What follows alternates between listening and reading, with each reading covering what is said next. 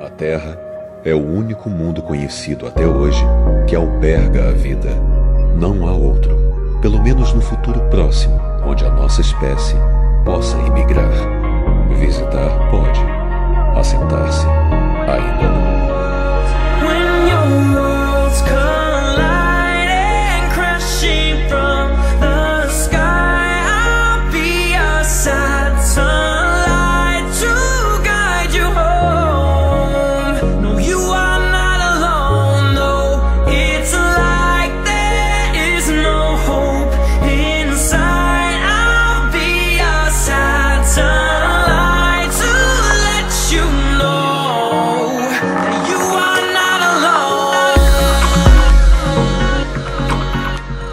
Gostando ou não, por enquanto, a Terra é onde temos de ficar.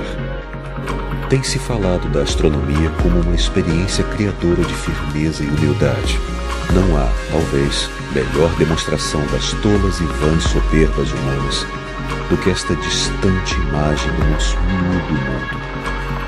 Para mim, acentua a nossa responsabilidade para nos portar mais amavelmente uns para com os outros e para protegermos e acarinharmos o pálido ponto azul, o único lar que nós conhecemos.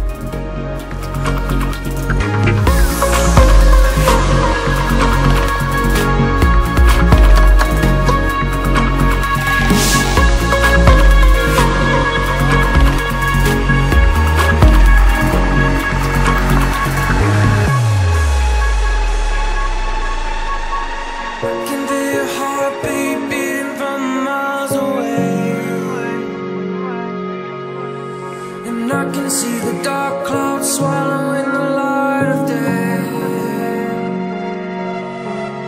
You're stuck in this fear and I don't know why,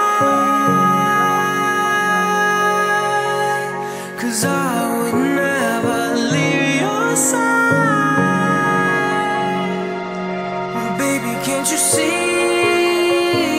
I'm always watching over. I'm in your galaxy. Just look over your shoulder.